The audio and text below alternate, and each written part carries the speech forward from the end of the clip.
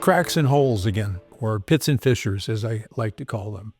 In dentistry, we name the most common type of decay class 1 decay. And it's class 1 because it occurs in almost all humans.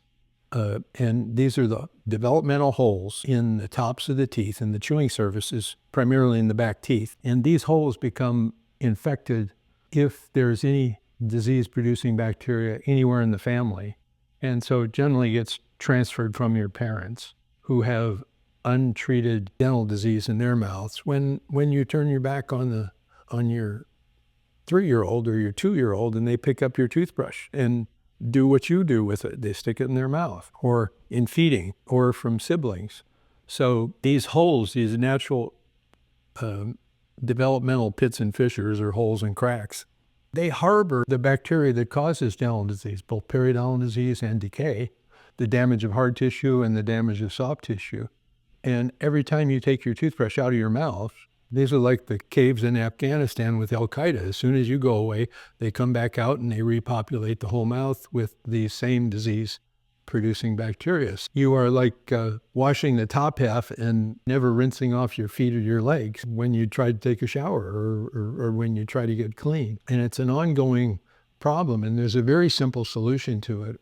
When someone gets their very first teeth at age 6 or 7, you can seal them with sealants. It's very popular for the last 60 years, and they just cover up these holes and these cracks.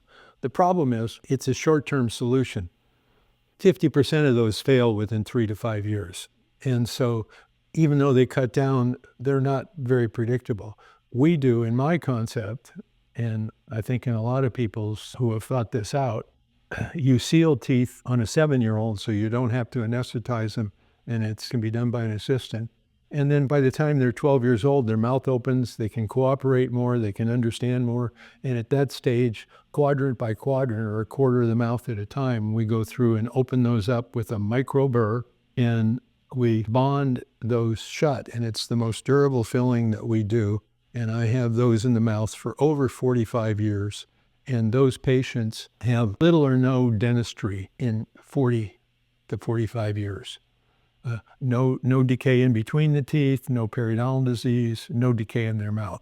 So it's highly, highly effective at stopping tens of thousands, $50,000, $80,000, $100,000 worth of dentistry over a lifetime. And that's a pretty significant savings per child. My recommendation is that sealants are done at age 7, and pits and fissures are done age 12 to 14 to 16 when all the permanent teeth are in. And it stops future decay and periodontal disease very, very effectively.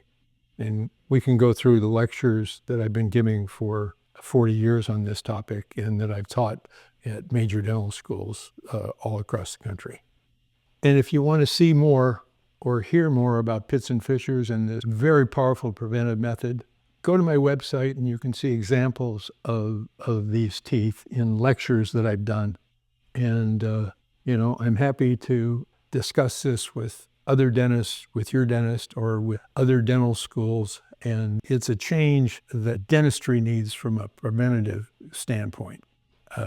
There's nothing that we could do in dentistry that would lower the overall cost of dental disease over a lifetime than obliterating completely these holes and cracks, these pits and fissures in young people's teeth. Thank you very much.